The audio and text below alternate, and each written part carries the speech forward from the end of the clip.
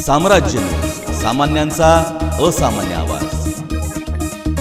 जिल्हाधिकारी शंभरकर ॲक्शन मोडवर आले असून महापालिका प्रवेशद्वार, रेशन दुकान, सेतू कार्यालय, झोन कार्यालय, बिग बाजार, डी मार्ट अशा ठिकाणी लसीकरण झालेल्यांनाच प्रवेश द्या असा सक्त आदेश देत पोलीस संरक्षण घेण्याच्या सूचनाही त्यांनी केल्या.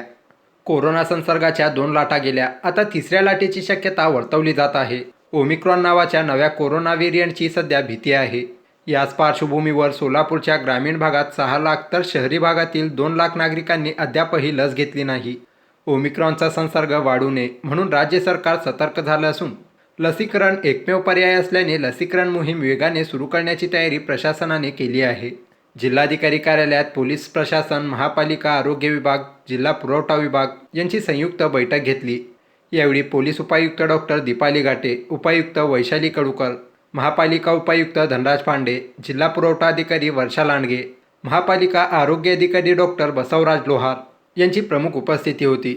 जिल्हाधिकारी शंभरकर यांनी उपस्थित अधिकाऱ्यांना सूचना देताना लसीकरण आकडेवारी सांगून त्यांनी प्रथमतः नाराजी व्यक्त केली. महापालिका प्रवेशद्वार, रेशन दुकान, सेतू कार्यालय, झोन कार्यालय, बिग बाजार, डी मार्ट अशा ठिकाणी लसीकरण झालेल्यांनाच प्रवेश द्या अशा सक्त सूचना केल्या आणि पोलीस संरक्षण घेण्याच्या सूचना देखील त्यांनी यावेळी केल्या. परंतु ही वेव केव्हा उचल खाईल याचा भरोसा नाही. मागचा सेम पॅटर्न रिपीट होतो आहे. आता ओमायक्रॉन नावाचा नवीन व्हायरस आलेला आपल्याला कल्पना आहे. त्याचा स्प्रेड फार फास्ट होतो, 500 पट जास्त फास्ट होतो त्याचा वेग. तर त्याचा प्रादुर्भाव मोठ्या प्रमाणात होऊ शकतो. तर आपल्याकडे एकच कवच कुंडल आहे, ते म्हणजे वॅक्सिन. वॅक्सिन असलं, आपल्या शरीरामध्ये अँटीबॉडीज असल्या की त्याला एवढासा त्रास होत नाही. मात्र वॅक्सिन जर नसलं तर पुन्हा त्यांना हॉस्पिटलायझेशनची गरज पडेल, ऑक्सिजनची गरज पडेल आणि मग शासकीय यंत्रणेवर त्याचा ताण पडतो. नागरिक जर खाजगी हॉस्पिटलमध्ये गेले तर त्यांना सुद्धा आर्थिक भार पडतो. म्हणून शासनाने मोठ्या प्रमाणामध्ये मोफत वॅक्सिन द्यायचं सुरू केलेलं आहे. आपल्याकडे मोठ्या प्रमाणात वॅक्सिन उपलब्ध आहे. ग्रामीणमध्ये, शहरामध्ये 500 ते 600च्या वर सेंटर्स आहेत जिथे आपण वॅक्सिन देतो. वॅक्सिन त्याच्यामुळे आपल्याला वॅक्सिनेशन शिवाय पर्याय नाही. आपल्याकडे मोठ्या प्रमाणात वॅक्सिन प्रलंबित आहेत, पडलेले आहेत, पेंडिंग आहेत. मोठ्या प्रमाणामध्ये आपल्याकडे वॅक्सिनेटर्स आहेत.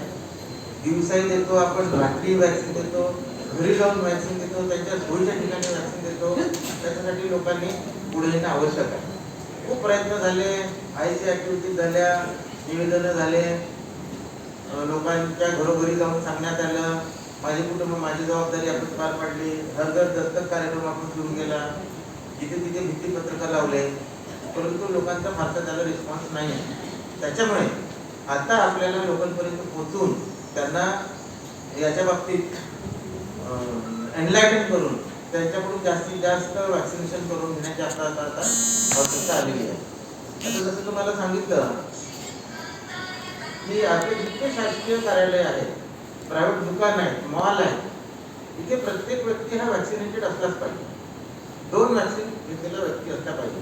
आता शासनाने जे नवीन डायरेक्शन दिलेले आहेत त्यामध्ये त्यांनी असं म्हटलं आहे की सार्वजनिक ठिकाणी म्हणजे मॉल असो, थिएटर असो, कुठल्या आस्थापना, दुकान असो, मंगल कार्यालय असो, इथे असणारा प्रत्येक व्यक्ती